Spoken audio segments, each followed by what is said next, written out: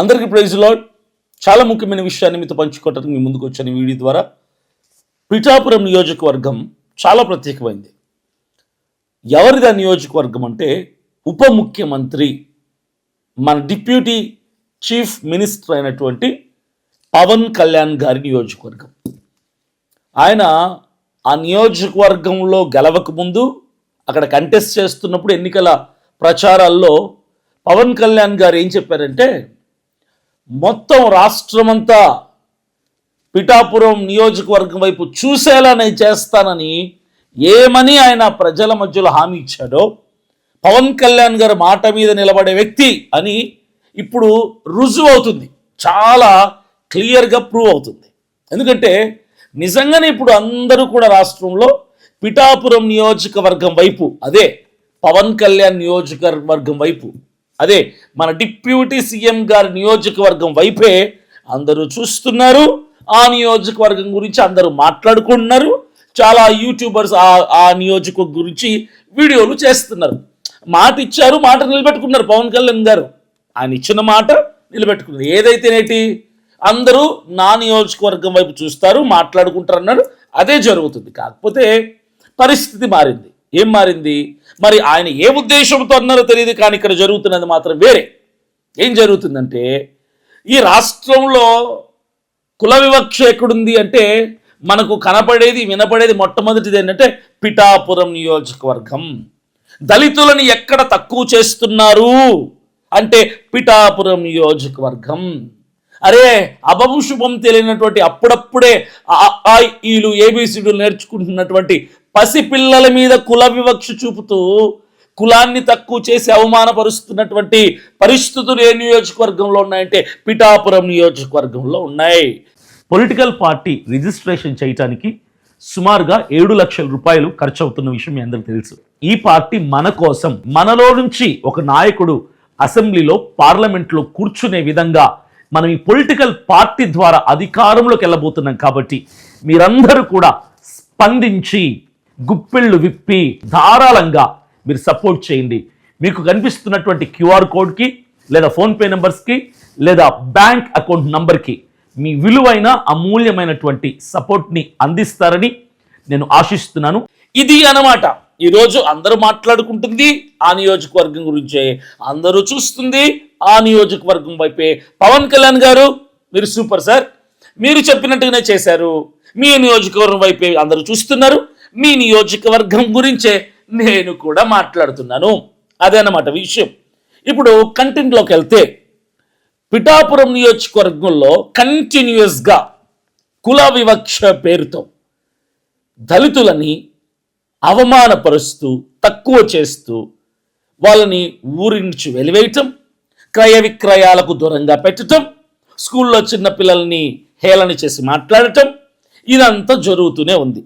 కానీ ఇక్కడ ఆశ్చర్యపరిచే విషయం ఏంటంటే, రాష్ట్ర ప్రజలందరినీ కూడా పవన్ కళ్యాణ్ గారు మౌనవ్రతంలో ఏమైనా ఉన్నారా అన్నటువంటి సందేహం నాకు వచ్చింది. మీలో చాలా మందికి కూడా వచ్చుండొచ్చు. డిప్యూటీ సీఎం అయినటువంటి పిఠాపురం నియోజకవర్గం ఎమ్మెల్యే అయినటువంటి పవన్ కళ్యాణ్ గారు, మీరు ఏదైనా వ్రతంలో ఉన్నారా? ఒకవేళ ఆ వ్రతం మౌన వ్రతమే అయితే మాకు తెలియపరచండి. ఎందుకంటే మేము మిమ్మల్ని తప్పుగా అర్థం చేసుకుంటున్నాం. ఏమన్నా తెలుసా? అరే ఆయన నియోజకవర్గంలో, ఒక ఉప ముఖ్యమంత్రి నియోజకవర్గంలో ఇంత కుల వివక్షతో ప్రజలు దళితులు బాధపడుతుంటే ఈయన ఎందుకు మాట్లాడడం లేదు అని మిమ్మల్ని తప్పుగా మేము అనుకుంటున్నాం సార్. పవన్ కళ్యాణ్ గారు, మిమ్మల్ని మేము తప్పుగా అనుకుంటున్నాం. ఒకవేళ మీరు మౌనవ్రతంలో ఉంటే తప్పుగా అనుకోం కదా. ఓకే, వ్రతంలో ఉన్నారులే, ఆయన మౌనం దీక్షలో ఉన్నాడులే అని అర్థం చేసుకుంటాం. ఒకవేళ మౌనవ్రతం ఉన్నా నాకు తెలిసి వారం, 10 రోజులు, నెల రోజులు, 2 నెలలు ఉంటుంది. కానీ మీరు పదవిలోకి ఎక్కినప్పటి నుంచి, పదవి స్వీకరించినప్పటి నుంచి, ప్రమాణం చేసినప్పటి నుంచి, ప్రజలకు మేలు చేస్తారన్నప్పటి నుంచి మీరు మౌనవ్రతంలో ఉన్నారని మేము ఎలా సార్ అనుకుంటున్నాం? అంత పిచ్చోళ్ళం అయితే కాదు కదా.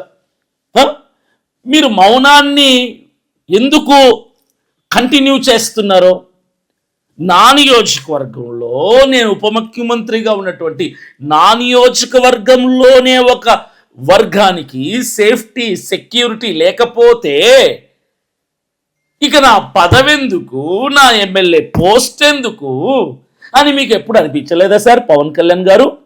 అనిపించలేదా సార్? చిన్నపిల్లలు సార్, చిన్నపిల్లలు కుల వివక్షను ఎదుర్కొంటున్నారు, మీరు మాత్రం నోరు విప్పరు. మీరు కంకణం కట్టుకొని కూర్చున్నారు. ఏమన్నా తెలుసా, నా నియోజకవర్గంలో ఎలాంటి కుల వివక్ష జరిగినా, ఎవరు అవమానపరచబడినా, ఎవరు ఊర్లో నుంచి గెంటి వేయబడినా, ఎవరికి క్రయ విక్రయాలు ఆగిపోయినా నేను మౌనం, సైలెన్స్, నేను మాట్లాడను అని మీరు కంకణం కట్టుకొని కూర్చున్నారు. నేను మాట్లాడను, నా నియోజకవర్గంలో ఏం జరిగినా నేను మాట్లాడను. ఇలాగే ఉంటే వచ్చే ఎన్నికల్లో మీకు పిఠాపురం నియోజకవర్గపు ప్రజలు ఓట్లు వేస్తారు సార్, ఖచ్చితంగా వేస్తారు సార్.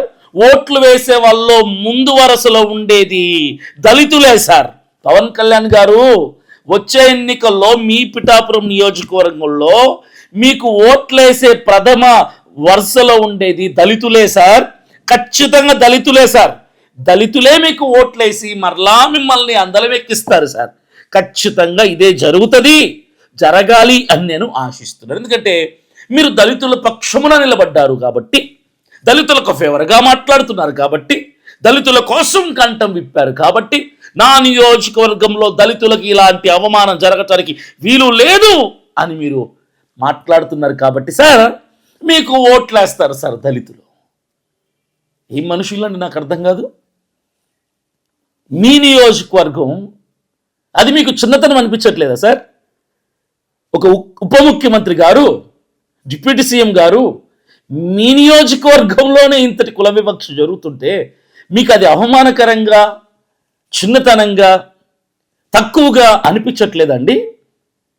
నేను తమ్నైల్ పెట్టాను ఏమని, రేవంత్ రెడ్డి జిందాబాద్, పవన్ కళ్యాణ్ డౌన్ డౌన్ అని పెట్టడానికి గల కారణం ఏంటంటే ఒకటి జరిగిన వాస్తవాన్ని, జరిగిన సంఘటనని మీతో నేను షేర్ చేసుకుంటాను. మొన్నటికి మొన్న కరెక్ట్గా 4 రోజుల క్రితం వికారాబాద్ డిస్టిక్లో, కొడంగల్ నియోజకవర్గంలో, తెలంగాణ రాష్ట్రంలో వికారాబాద్ డిస్టిక్లో కొడంగల్ నియోజకవర్గంలో ఒక చిన్న గ్రామంలో, దౌలత్పూర్ ఏదో ఉంది, ఆ చిన్న గ్రామంలో ఒక క్రైస్తవ ప్రార్థనా మందిరంలోనికి కొంతమంది ఆర్ఎస్ఎస్ దుండగులు వెళ్ళి పెట్రోల్ పోసి పుల్పిట్ని, ఫ్యాన్లని, గోడల్ని నిప్పంటిచ్చి తగలెట్టేశారు. తగలడితే ఆ నియోజకవర్గం ఎవరితో తెలుసా? సాక్షాత్తు రేవంత్ రెడ్డి గారు, తెలంగాణ రాష్ట్ర ముఖ్యమంత్రి అయినటువంటి రేవంత్ రెడ్డి గారి కాన్స్టిట్యుయెన్సీ కొడంగల్ నియోజకవర్గం. ఆయన నియోజకవర్గం అది. ఎక్కడి నుంచి అయితే ఆయన పోటీ చేశారో తెలంగాణ ముఖ్యమంత్రి గారు, ఆ రేవంత్ రెడ్డి గారి నియోజకవర్గంలో ఒక క్రైస్తవుల మీద దాడి జరిగినప్పుడు, క్రైస్తవ ప్రార్థనా మందిరంలో నిప్పంటిచ్చినప్పుడు ఆ మందిరం ఏమి కూలిపోలా, లోపల గోడలు తగలబెట్టారు, పుల్పిట్ తగలబెట్టారు, వస్తువులన్నీ పాడు చేశారు. వెంటనే డిఎస్పి గారు ఫీల్డ్లోకి దిగారు, పోలీస్ డిపార్ట్మెంట్ అంతా కూడా రెస్పాండ్ అయ్యారు. రేవంత్ రెడ్డి గారు యాక్షన్ తీసుకోమని చెప్పారు డిపార్ట్మెంట్ వాళ్ళకి. ఆ చర్చ్ దగ్గరికి వెళ్ళి ఎవరైతే, ఏ ఆర్ఎస్ఎస్ వాళ్ళైతే ఈ చర్చిలో నిప్పంటిచ్చారో ఇమ్మీడియట్గా వితిన్ 6 hours 6 గంటల వ్యవధిలో వాళ్ళని అరెస్ట్ చేసి, వాళ్ళ మీద కేసు కట్టి, ఎఫ్ఐఆర్ కట్టి వాళ్ళని రిమాండ్కి పంపించారు. ఇమీడియట్గా instant response, instant reaction, instant solution, immediate పరిష్కారం ఇచ్చేశారు రేవంత్ రెడ్డి గారు. అంత మాత్రమే కాదు, పైన చర్చి పైన సిలువని విరగగొడితే ఆ ఆర్ఎస్ఎస్ వాళ్ళే, పోలీస్ డిపార్ట్మెంట్ వాళ్ళు 200 మంది పోలీసులు ఆ చర్చ్ దగ్గరికి వెళ్ళి ప్రొటెక్షన్ వాళ్ళకి ఇచ్చి, అక్కడ ప్రజలకి ఆ చర్చ్ పైన ఉన్నటువంటి సిలువను కూడా మరలా పెట్టించి ఆ చర్చిని బాగు చేయించి, దాదాపుగా 2-3 రోజులు ఒక 40-50 మంది పోలీసులు ఆ కొడంగల్ నియోజకవర్గంలో దాడి చేయబడ్డటువంటి ఆ క్రైస్తవ ప్రార్థనా మందిరం దగ్గర 2-3 రోజులు ప్రొటెక్షన్ ఉన్నారు పోలీస్ డిపార్ట్మెంట్ వాళ్ళందరూ కూడా. ఆ కొడంగల్ నియోజకవర్గానికి సంబంధించినటువంటి పోలీస్ డిపార్ట్మెంట్ వాళ్ళందరికీ హ్యాట్స్ ఆఫ్. వీళ్ళ ద్వారా పని చేయించింది ఎవరో తెలుసా? రేవంత్ రెడ్డి గారు. ఎందుకో తెలుసా? అరే నేను ముఖ్యమంత్రిగా ఉన్నాను తెలంగాణ రాష్ట్రానికి, ఆ కొడంగల్ నియోజకవర్గం నాది, అక్కడ ప్రజలు ఓట్లేస్తే నేను గెలిచాను, ఓట్లేసిన ఆ ప్రజలలో క్రైస్తవులు కూడా ఉన్నారు కదా, మరి ఓటర్లలో ఉన్నటువంటి నా క్రైస్తవులకి కూడా సమస్య వస్తే నేను స్పందించాలి కదా అని ఇమ్మీడియట్గా ఓటర్ల మీద ఉన్నటువంటి బాధ్యతతో ఆయన నియోజకవర్గంలో ఇలా జరిగితే ఆయనకి గౌరవం పోతుంది కాబట్టి రెస్పాండ్ అయ్యారు, యాక్షన్ తీసుకున్నారు, సొల్యూషన్ ఇచ్చేశారు. ప్రజలు చాలా ఆనందంతో నిండిపోయారు. ఇది అక్కడ నియోజకవర్గంలో రేవంత్ రెడ్డి గారు ముఖ్యమంత్రిగా, ఆ నియోజకవర్గం ఎమ్మెల్యేగా ఆయన చేసినటువంటి న్యాయం. అందుకే జిందాబాద్ అని చెప్పాను, హ్యాట్స్ ఆఫ్ రేవంత్ రెడ్డి గారు అని చెప్పాను. మరి మీరు కూడా ఆల్మోస్ట్ అదే స్థానంలో ఉన్నారు. ఆంధ్రప్రదేశ్లో ఆల్మోస్ట్ అదే స్థానం, ఉప ముఖ్యమంత్రి హోదాలో ఉన్న మీరు మీ నియోజకవర్గంలో 1 కాదు 2 కాదు 3 కాదు లెక్కకు మించునటువంటి దాడులు, కుట్రలు, వివక్షలు జరుగుతుంటే ఒక్క మాట మాట్లాడడం లేదు కదా సార్. మీకు ఓట్లేసిన ఆ జాబితాలో మీ ఓటర్లలో దళితులు లేరనుకున్నారా? లేదా దళితుల ఓట్లు నాకు వద్దనుకున్నారా? లేదంటే అక్కడ స్కూల్కి వెళ్తున్న పిల్లలు రేపు పెద్దవాళ్ళు కారు, వాళ్ళకి ఓటు హక్కు రాదు అనుకుంటున్నారా? నాకు దళితుల ఓట్లు అక్కర్లేదు వచ్చే ఎన్నికల్లో అని తీర్మానించుకున్నారా? కాస్తైనా పక్క రాష్ట్రంలో ఉన్నటువంటి ముఖ్యమంత్రి గారిని చూసి కాస్త నేర్చుకోండి సార్. ఓనమాలు ఏమైనా మీకు పనికి వస్తాయేమో. ఈ దేశంలో పిల్లాడు పుట్టగానే కులం అంటారా? తల్లిపాలు తాగుతున్న పిల్లాడికి నీ కులమేంటి అని అడుగుతున్నటువంటి సమాజమా ఇది? పిఠాపురంలో స్కూల్కి వెళ్ళే చిన్నపిల్లలు స్కూల్ బెంచ్ల్లో కూర్చునే దగ్గర కుల వివక్ష, భోజనం చేసే దగ్గర కుల వివక్ష, గ్రౌండ్లో ఆడుకునే దగ్గర కుల వివక్ష, నీళ్లు తాగే దగ్గర కుల వివక్ష, చదువుకునే దగ్గర కుల వివక్ష. ఇంత జరుగుతుంటే పవన్ కళ్యాణ్ గారు సైలెన్స్. ఈ రాష్ట్రంలో ప్రజల మనిషి అని చెప్పుకునేటువంటి పవన్ కళ్యాణ్ గారు ఒక్క మాట కూడా మాట్లాడకపోవటం చాలా హర్షించదగ్గ విషయం, ఆనందించాల్సిన విషయమే. నిజం చెప్పాలంటే ఇది పవన్ కళ్యాణ్ గారు మీది మౌనం కాదు, బాధ్యత నుంచి పారిపోవటం, అన్యాయం పక్షముగా సపోర్టివ్గా నిలబడటం అంటారు సార్. పిల్లాడికి కులం ఉండదు, పిల్లాడికి మతం ఉండదు, పిల్లాడికి రాజకీయం అంటే కూడా తెలీదు. పిల్లాడికి ఉన్నదేంటో తెలుసా? ఆకలి, దప్పిక, కళ, భవిష్యత్తు. అలాంటి పసిపిల్లల మీద కుల వివక్ష అంటే ఇది రాజకీయ నేరం కాదు, మానవ హక్కుల నేరం, రాజ్యాంగం మీద చంపదెబ్బ. డాక్టర్ అంబేద్కర్ గారు చెప్పారు, కుల వ్యవస్థ ఉన్నంత కాలం భారతదేశం నిజమైన దేశం కాదు అని.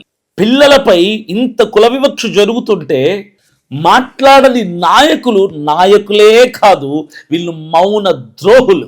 పవన్ కళ్యాణ్ గారు మీరు మాట్లాడతారు సార్, ఎక్కడంటే సినిమాల్లో చప్పట్లు కొట్టి విజిల్లు కొట్టించేలాగా ఫైర్ డైలాగులు, బహిరంగ వేదికల మీద పవర్ఫుల్ పంచులతో కూడినటువంటి వ్యాఖ్యలు, సోషల్ మీడియాలో ప్రజెంట్ ఇష్యూస్ మీద పంచులు, ఇవి మాత్రమే మీరు మాట్లాడతారు సార్. సమస్యల మీద మీరు మాట్లాడరు, కుల వివక్ష మీద మీరు మాట్లాడరు, మీ నియోజకవర్గంలో అన్యాయాలు జరుగుతున్నా మీరు మాట్లాడరు. ఎందుకో మీకు ఆ పైన భగవంతుడికే తెలియాలి. మీ నియోజకవర్గంలో చిన్న పిల్లల్ని కులం పేరుతో అవమానిస్తే మీ గొంతు ఎందుకు సార్ మూగబోయింది? ఎందుకు మూగబోయింది? ఎందుకు? ఇది మీకు తెలీదా? మీ వరకు రాలేదా? న్యూసుల్లో చదవట్లేదా? సోషల్ మీడియా చూడట్లేదా? లేదా తెలిసినట్టు తెలియనట్టు నటిస్తున్నారా? మీరు నటులు కదా, నటిస్తున్నారా? పోని ఎవరి భయం, ఎవరి ఒత్తిడి, ఏ కుల రాజకీయాలు సార్ ఇవి?